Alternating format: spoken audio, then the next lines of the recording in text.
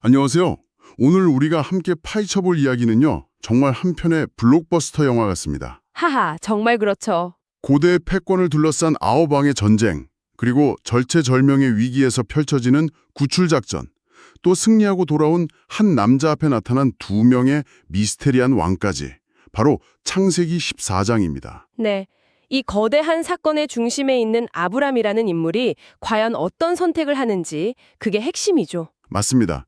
그 선택이 어떻게 역사의 물줄기를 바꾸는지 한번 깊이 들여다보겠습니다. 네, 이 이야기는 단순히 오래된 전쟁 기록이 아니에요. 당시 중동의 지정학적인 지형도랄까요? 그리고 한 개인의 선택이 가져오는 그 파장. 무엇보다도 서로 다른 두 세계관이 정면으로 충돌하는 모습을 담고 있습니다. 아, 세계관의 충돌이요? 네, 눈에 보이는 세속적인 부와 권력을 좇는 가치관하고 보이지 않는 하나님을 신뢰하는 가치관이 어떻게 부딪히는지 아주 생생하게 보여주는 텍스트죠. 바로 그 지점이네요.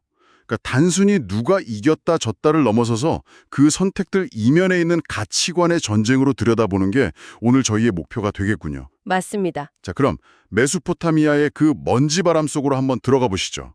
이야기 시작부터 스케일이 정말 어마어마합니다. 그렇죠. 왕이 9명이나 나오니까요. 네, 지도를 펴보면 지금의 이라크와 이란 지역, 메소포타미아에서 온 네 왕의 연합군, 그리고 사해 남부, 그러니까 지금의 이스라엘과 요르단 지역의 5왕 연합군이 맞붙습니다.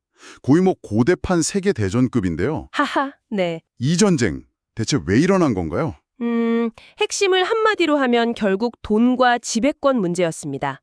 당시의 패권 국가는 엘람 왕 그돌라 오멜이었어요. 아, 그돌라오멜. 네. 그리고 소돔을 포함한 사해 남부의 5도시는 무려 12년 동안 그에게 조공을 바치는 뭐랄까 속국이었던 거죠. 12년 동안이나요?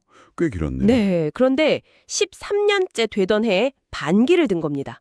더는 못 내겠다 하고 선언한 거죠. 아하. 근데 이게 단순히 세금 문제가 아니었어요. 당시 가장 중요한 국제 무역로였던 왕의 대로라고 있거든요. 왕의 대로요? 네. 그 길의 통제권을 둘러싼 싸움이기도 했습니다. 아, 그러니까 그돌라오멜 입장에서는 단순히 돈 몇 푼이 아니라 자기 권위에 대한 정면 도전이었겠군요. 바로 그거죠. 국제 교역로의 질서 자체를 흔드는 행위로 받아들인 겁니다. 그래서 본때를 보여주겠다 하고 연합군을 이끌고 원정을 온 거고요. 정확합니다. 그들의 진군 경로를 보면 아주 체계적이에요. 그냥 소돔으로 직행한 게 아니고요. 왕의 대로를 따라서 남쪽으로 내려오면서 반란에 동조할 만한 주변 세력들을 하나씩 전부 다 격파합니다. 와, 철저하네요. 네, 이건 단순한 징벌이 아니라 이 지역의 패권이 누구에게 있는지 확실히 각인시키려는 무력 시위였던 셈이죠. 그런데 말이죠. 이 거대한 전쟁의 불똥이 왜 하필 아브라함의 조카 롯에게 튀었을까요? 그러게요. 참. 롯은 그냥 좋은 땅을 찾아갔을 뿐인데 말이죠.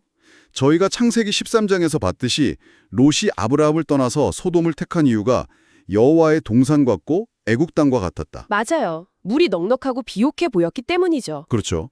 어떻게 보면 가장 합리적이고 실리적인 선택을 한 셈인데 말입니다. 바로 그게 이 이야기의 아이러니입니다. 롯의 선택은 2차적 결과를 무시한 전형적인 예시라고 할 수 있어요. 2차적 결과요? 네, 그는 소돔의 풍요라는 1차적인 결과만 본 거죠. 하지만 그 풍요가 필연적으로 끌어들이는 탐욕, 경쟁, 그리고 지정학적 위험, 이런 2차적인 결과는 예측하지 못했던 겁니다. 비유하자면 오늘날 우리가 높은 연봉만 보고 회사를 선택했는데 그 회사의 살인적인 경쟁 문화나 조직의 불안정성은 미처 보지 못한 것과 비슷하겠네요. 아주 정확한 비유입니다. 결국 그가 선택한 그 풍요의 땅이 그대로 전쟁터가 되어버린 거죠. 네, 시팀 골짜기 전투에서 소돔 연합군이 대패하고 소돔 왕과 고모라 왕은 역청구덩이에 빠져서 허우적대다 도망쳤다고 기록되어 있잖아요. 네, 승리한 동방연합군은 소돔과 고모라의 모든 재물과 양식을 싹 약탈하고 사람들을 포로로 끌고 갔습니다. 그럼 롯도? 당연히 그렇죠. 당시 소돔의 유력자 중 한 명이었을 롯과 그의 가족, 그가 애써 모은 모든 재산도 꼼짝없이 그 안에 포함됐죠. 아, 눈에 보이는 풍요를 쫓아 떠났는데 결국 그 풍요와 함께 포로가 되어버린 거네요. 정말 비극적인 상황입니다. 그렇습니다. 말 그대로 최악의 상황에 처한 거죠. 보통 사람이라면 여기서 그냥 절망하거나 내 조카지만 저 거대한 군대를 상대로 내가 뭘 어쩌겠어 하고 포기했을 법도 한데 아브람은 전혀 다른 반응을 보이죠. 여기서부터 이야기의 흐름이 완전히 바뀝니다. 한 패잔병이 도망쳐와서 아브람에게 롯이 사로잡혔다는 소식을 전하거든요. 네. 그 소식을 듣자마자 아브람은 정말 일말의 망설임도 없이 행동에 나섭니다. 근데 이게 그냥 감정적인 대응이 아니었어요. 맞아요. 그가 동요한 인력이 집에서 길리고 훈련된 자 318명이라고 나오잖아요. 네, 그 표현이 아주 중요합니다. 이게 그냥 집안 심부름하던 사람들이 아니라 대대로 함께 해온 사병 집단, 일종의 정예부대였다는 뜻이죠. 그렇습니다. 고대 근동의 족장은 단순한 가장이 아니라 하나의 부족 국가를 이끄는 군주에 가까웠습니다. 318명의 사병은 결코 작은 규모가 아니에요. 게다가 혼자도 아니었고요. 네, 맞습니다. 그가 머물던 땅의 주인이었던 아모리족 속의 마므레, 에스골, 아넬과 군사동맹 관계를 맺고 있었죠. 이것만 봐도 아브람이 가나안 땅에서 상당한 영향력을 가진 리더였다는 걸 알 수 있습니다. 그래도 상대는 승리에 취해서 기세등등한 내 나라의 연합군입니다. 318명의 동맹군을 합쳐도 전력상으로는 절대적인 열세였을 텐데 이걸 뒤쫓아간다는 발상 자체가 정말 대담한데요. 군사적으로 보면 거의 불가능에 가까운 작전이죠. 그래서 아브람은 정면 대결이 아니라 기습을 택합니다. 아, 기습이요? 네. 헤브론에서부터 북쪽 끝 단 지역까지 거리가 약 180km가 넘어요. 그 거리를 쉬지 않고 추격합니다. 180km요? 대단하네요. 그리고 승리에 도취해서 방심하고 있던 적의 진영을 한밤중에 덮친 거죠. 군대를 여러 개로 나누어서 동시에 기습하는 아주 정교한 전술을 사용했습니다. 전형적인 비대칭 전력이 강자를 이기는 방식이군요. 방심한 적을 상대로 한 야간 기습과 분산 공격? 그렇죠. 결국 이 작전은 대성공을 거두고 다마스쿠스 북쪽 호바까지 추격해서 롯을 포함한 모든 사람과 빼앗겼던 재물을 되찾아옵니다. 이 승리가 단순히 군사적 성공 이상의 의미가 있을 것 같아요. 물론입니다. 바로 직전 창세기 12장을 보면 아브람은 기근을 피해서 내려간 이집트에서 자기 목숨이 두려워서 아내를 누이라고 속였던 인물이에요. 아, 맞아요. 그랬었죠. 그런 그가 이제는 자신의 목숨을 걸고 조카와 공동체를 구하기 위해 거대 연합군과 맞서 싸우는 용사가 된 겁니다. 한 사람의 엄청난 성장이네요. 네, 이건 하나님이 주신 너를 축복하는 자에게는 내가 복을 내리고 너를 저주하는 자에게는 내가 저주하리라는 그 약속을 온몸으로 신뢰있기에 가능한 행동이었어요.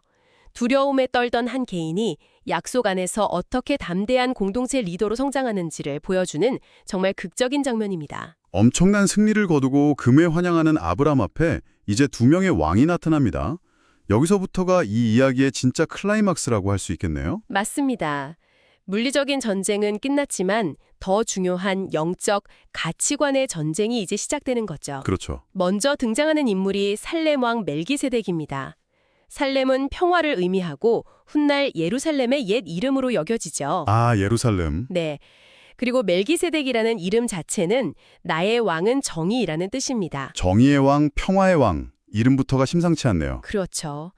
더 놀라운 것은 그의 또 다른 직함인데 바로 지극히 높으신 하나님의 제사장입니다. 정말 미스테리한 인물이에요. 갑자기 툭 튀어나왔는데 아브람 가문과 전혀 상관없는 이방의 왕이 지극히 높으신 하나님의 제사장이라고 자신을 소개하고 아브람도 그걸 너무나 자연스럽게 받아들이죠. 네. 그리고 그가 떡과 포도주를 가지고 나와서 지친 아브람과 군사들을 위로하고 축복하잖아요. 멜기세덱의 그 축복이 이 사건 전체를 해석하는 열쇠를 제공합니다. 그가 이렇게 말하죠. 천지의 주제이시여 지극히 높으신 하나님이여 아브람에게 복을 주옵소서. 그리고 너의 대적을 내 손에 붙이신 지극히 높으신 하나님을 찬송할지어다. 아, 이 엄청난 승리의 공은 당신의 군사력이나 전략이 아니라 전적으로 하나님께 있다는 사실을 선포한 거군요. 바로 그겁니다. 아브람의 반응이 더 놀랍습니다. 그 축복을 듣자마자 자신이 얻은 전리품의 10분의 1을 멜기세덱에게 바치거든요. 네. 이 행동이 중요하죠. 이것은 멜기세덱의 영적 권위를 인정하고 그의 선포대로 이 모든 승리의 영광이 하나님께 있음을 고백하는 신앙의 행위였겠네요. 바로 그겁니다.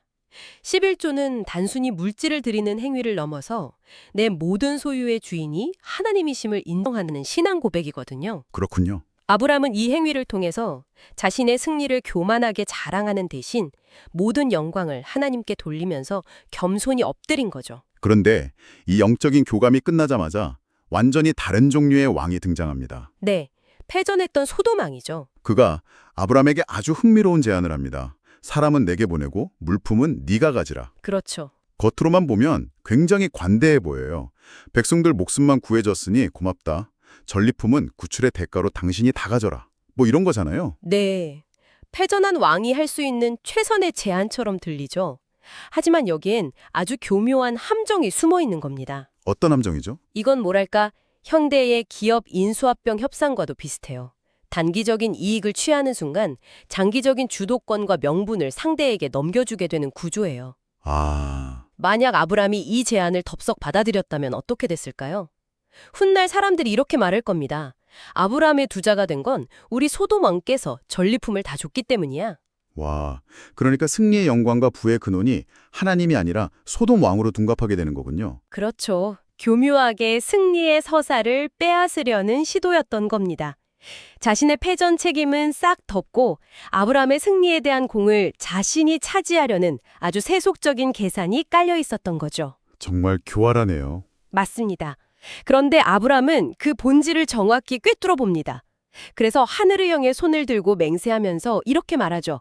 내 말이 내가 아브람으로 부자가 되게 하였다 할까 하여 내게 속한 것은 실 한 오락이나 들매끈 한 가닥도 내가 가지지 아니하리라. 와, 정말 단호하네요. 여기서 그는 소돔 왕의 제안 이면에 있는 그 서사 통제권 싸움을 간파한 겁니다. 그리고 자신의 부와 성공의 근원은 오직 천지의 주제이시오 지극히 높으신 하나님뿐임을 선포한 거죠. 아, 멜기세덱이 배웠던 그 호칭을 그대로 사용하면서요? 맞습니다. 정말 대단한 통찰력과 결단입니다. 눈앞에 그 막대한 이익을 거절한다는 게 결코 쉽지 않은데 말이죠. 그렇죠. 그러면서도 자신과 함께한 동맹군들의 몫은 정당하게 챙겨주는 모습을 보여주거든요. 맞아요. 신앙적 원칙과 현실적인 책임을 모두 다하는 성숙한 리더의 면모를 보여주는 겁니다. 네, 이 장면이 물질을 좇아서 소돔으로 갔던 롯의 선택과 정말 극명한 대조를 이루네요. 바로 그 지점입니다. 아브람은 눈앞에 물질적 이익이 아니라 자신의 정체성과 신앙의 순수성을 지키는 길을 택했습니다. 이것이 바로 아브람이 믿음의 조상이 될 수 있었던 이유를 보여주는 결정적인 순간이죠. 오늘 우리는 창세기 14장을 통해서 정말 한편의 대서사실을 따라가 보았습니다. 국제적인 전쟁의 소용돌이 속에서 조카를 구하기 위해 목숨을 건 한 남자의 용기. 그리고 승리의 정점에서 마주한 두 가지 전혀 다른 가치관의 충돌을 생생하게 목격했습니다. 네, 결국 아브람의 이야기는 선택에 대한 이야기입니다. 롯은 눈앞의 풍요를 선택했고 그 결과 모든 것을 잃을 뻔했죠. 반면에 아브람은 당장의 이익 대신 하나님의 명예와 자신의 신앙적 정체성을 선택했고요. 네, 오늘 이 이야기는 당신에게 이런 질문을 던지는 것 같습니다. 우리 삶의 여정에서 끊임없이 무언가를 제안하는 소돔 왕과 진정한 복을 선포하는 멜기세덱을 마주하게 될 겁니다. 당신은 그 둘의 목소리를 어떻게 분별하고 있으며 궁극적으로 당신의 부와 성공 그리고 삶의 의미가 어디로부터 온다고 고백하시겠습니까? 그 선택이 결국 우리의 진짜 이야기를 만들어 갈 겁니다.